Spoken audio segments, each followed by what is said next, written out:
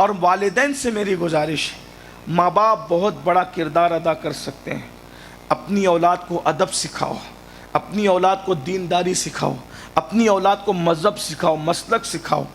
بیٹیوں کو بیٹوں کو بہت پیار دو، لیکن یہ نظر رکھو بیٹیاں رہتی کس کے ساتھ ہیں، بیٹے رہتے کس کے ساتھ ہیں۔ بچیاں ناراض ہوگی تو معافی چاہتا ہوں، آپ میری بیٹیوں کی طرح چھوٹی بچیاں، لیکن بیٹی 5 لاکھ کا زیور مانگے، اس کو 5 لاکھ کا زیور دے دو، مگر 50,000 کا اسمارٹ موبائل اس کو مت دینا۔ اگر بیٹیوں کو ضرورت پڑے موبائل دینے کی، بہت سادہ سا فون اٹھاؤ اور فون کاٹ دو۔ بیٹیاں جو واٹس ایپ چلا رہی ہیں، بیٹیاں فیس بک چلا رہی ہیں، یاد رکھنا ہمارے مذہب میں کم سے کم اس کی اجازت نہیں ہے۔ ہمارا مذہب بیٹیوں کو بہت محفوظ رکھنے کا حکم دیتا ہے۔ ہمارے ہاں بیٹی بہت بڑا درجہ ہے۔ ہمارے ہاں بیٹی کا مطلب سیدہ کائنات ہے۔ ہمارے ہاں بیٹی کا مطلب عائشہ صدیقہ ہے۔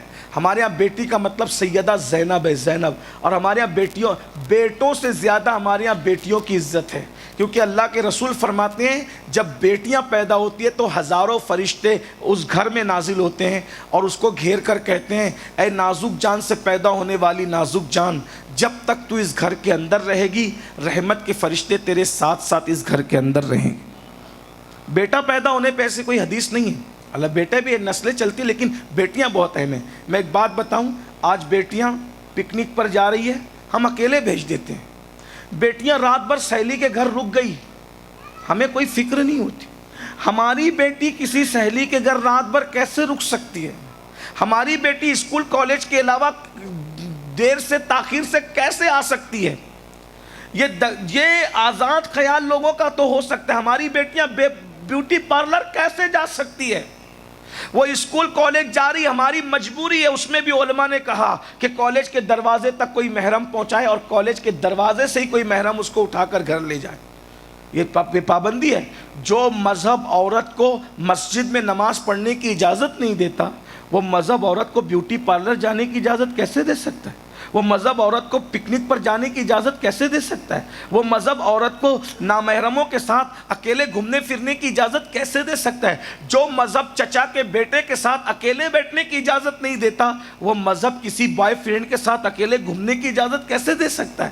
اس سے تمہارا نقصان ہے، برباد ہو جاؤ گے۔ نوجوان لڑکے لالچ دیتے ہیں، سب لوٹ لیتے ہیں اور ایسے بھاگتے ہیں جیسے پھولوں کا رس چوس کر کے بھورا نکل جاتا ہے، دوبارہ کبھی رخ بھی نہیں کرتا، زندگی بھر پچھتاتے رہتے ہو۔ قوم کی بیٹیاں سن لو، ہر نعمت چھینی جائے گی تو دوبارہ محنت سے حاصل کر لو گی۔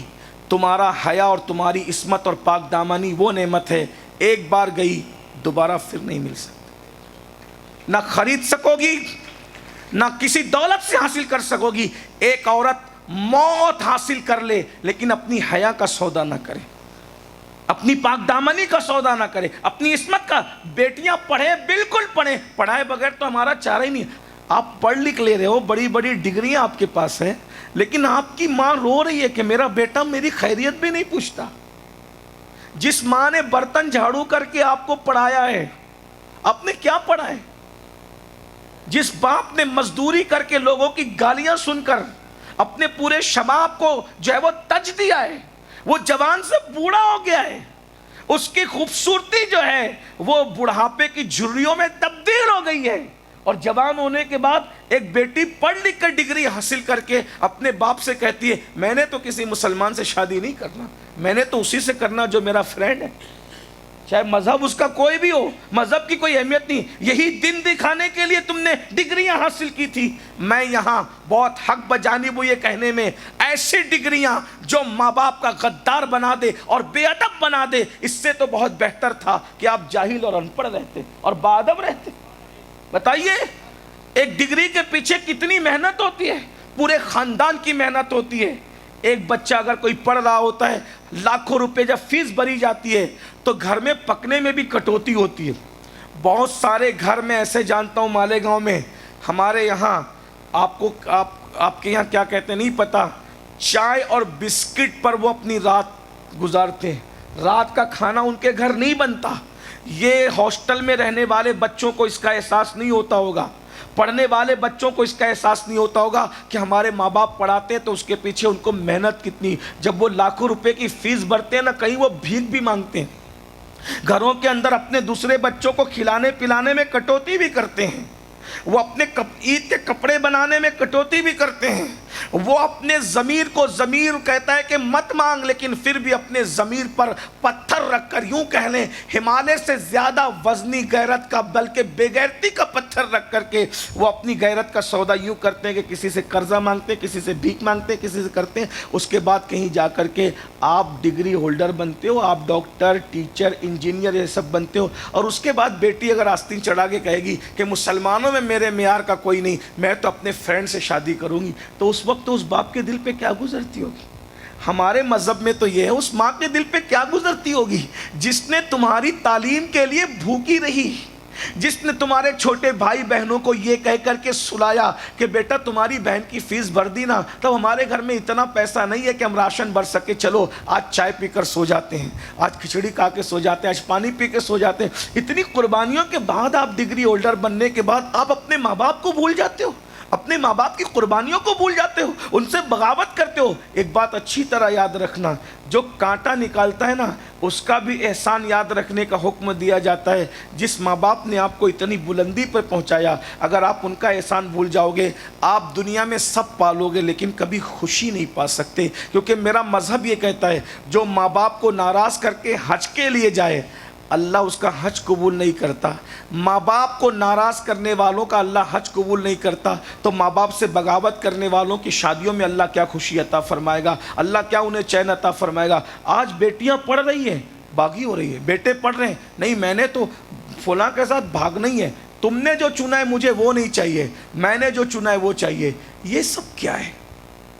ایک بات آپ سے کہوں، اور میں ایمان لگتی بات کہہ رہا ہوں، آج بیٹیاں تیزی کے ساتھ جو ارتداد کی طرف جا رہی ہیں، کہیں نہ کہیں ان کے دل میں خیال ہے ہمارا معیار بہت بلند ہے۔ ایک بات میں آپ سے کہہ دوں، ڈگری کی اہمیت دنیا میں ہے، کسی بھی ڈگری کی اہمیت آخرت میں نہیں۔ ساری ڈگریاں کاغذ کے یہ ٹکڑے قبر کے باہر رہیں گے، قبر میں جو ڈگری جائے گی اسے صرف ایمان کی ڈگری کہتے ہیں۔ اگر کوئی بیٹی ڈاکٹر بن کر، ٹیچر بن کر، انجینئر بن کر، جج بن کر اسلام سے بغاوت کر رہی ہے اور اسلام چھوڑ کر جا رہی ہے، تو اس کو پتہ ہونا چاہیے کہ ڈگری کی اہمیت صرف دنیا میں ہے۔ ہمارا سب سے بڑا معیار ایمان ہے، ایمان۔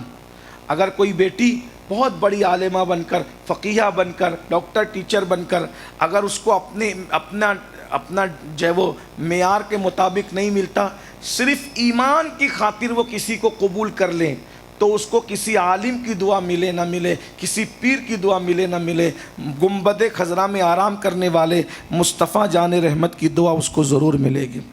اس لیے کہ ایمان بچانا بہت اہم ہے، بہت ضروری ہے۔ بچیوں کو خاص نصیحت، اگر پڑھ لکھ کر آپ یہ سوچتی ہے کہ مسلمانوں میں کوئی میرے معیار کا نہیں ہے، میں نے کسی کا بھی ہاتھ پکڑنا ہے، تو یاد رکھنا کہ آپ کسی مذہب میں بہو بن کر جاؤ گی، زندگی میں کبھی وہ آپ کو بہو کی حیثیت سے ایکسیپٹ نہیں کریں گے۔ بیٹیاں جو بہت پڑھ لکھ کر کے بھاگنے کی کوشش، آپ ایسی نہیں ہو، لیکن میں حفظ ما تقدم کے تحت ویکسین کے طور پہ یہ بات کہہ رہا ہوں، ٹیکے کے طور پہ بات کہہ رہا ہوں، جو بیٹی بھاگ کر کے بہو بنتی ہے، آخری دم تک سماج کی عورتیں اس کو بہو کی حیثیت سے کبھی قبول نہیں کرتی۔ ایک بات۔ تیسری بات، جس کے ماں باپ بھاگ کر اور بھگا کر شادی کرتے ہیں، ٹھیک 18-19 سال کے بعد جب ان کے بچے شادی کے قابل ہو جاتے ہیں، تو شریف گھرانے سے ان کے یہاں رشتے نہیں آتے، لوگ باتیں کرتے ہیں جس کے باپ نے بھاگ اور بھگا کے شادی کیا تھا اس کا بیٹا کیا، جس کی ماں بھاگی تھی اس کی بیٹی کیا۔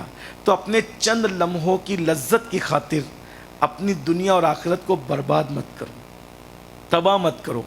اور رہی بات کہ کون کس کی شادی کس کے ساتھ ہوگی، یہ اللہ نے مقدر میں لکھ دیا ہے۔ اللہ نے جو مقدر میں لکھا ہے، بحیثیت مومن آپ کا ایمان ہونا چاہیے کہ جو مقدر میں لکھا ہے وہی ہوگا۔ بھاگ کے جاؤ، لو میرج کرو یا ارینج میرج کرو، ملنا تو وہی ہے جو مقدر میں لکھا ہے، اس سے کم اس سے زیادہ نہیں ملنا۔ میں صرف ایک چھوٹی سی مثال دیتا ہوں اور بات ختم کرتا ہوں۔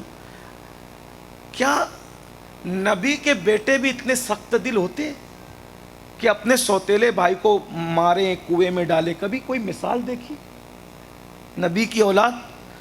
بھائی عالم کی اولاد اتنی سخت دل نہیں ہوتی، نبی کی اولاد اتنی سخت دل کیسے ہو سکتی ہے کہ اپنے بھائی کو مار کے کنویں میں ڈال دے پھر بیچ دے؟ لیکن اللہ اللہ ہے۔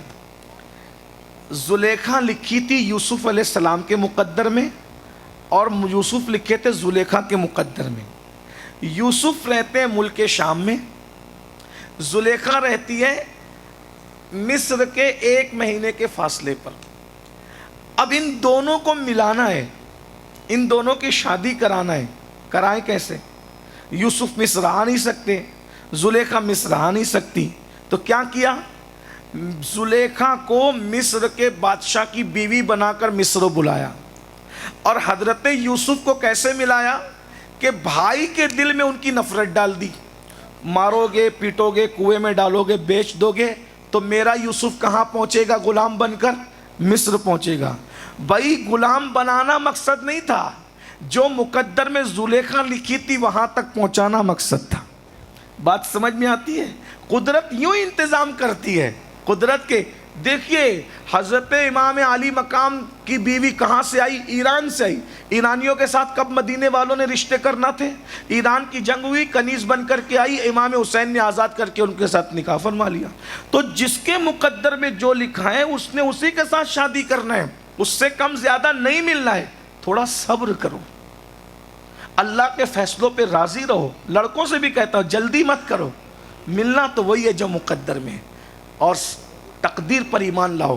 یاد رکھنا میرے بھائیوں، میرے بچوں، اور میری بچیوں سے بھی کہتا ہوں، میری بہنوں، آپ کو یہ یقین ہونا چاہیے، آپ کے مقدر میں لکھا ہوا دانا کوئی نہیں کھا سکتا، تو آپ کے مقدر کی لکھی ہوئی بیوی اور لکھا ہوا شوہر کوئی کیسے اچک سکتا ہے؟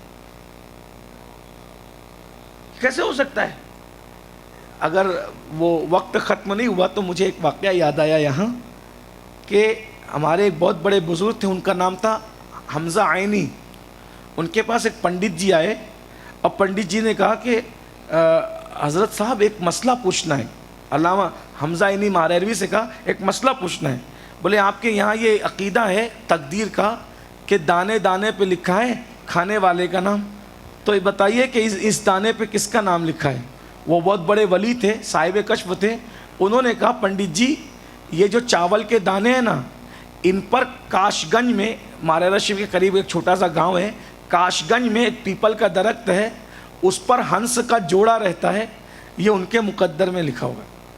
پنڈت جی نے ایک مسلمان ولی کا مذاق اڑانے کے لیے ایک ہنسی لی اور اس کو ڈال لیا منہ میں۔ یہ سچا واقعہ ہے۔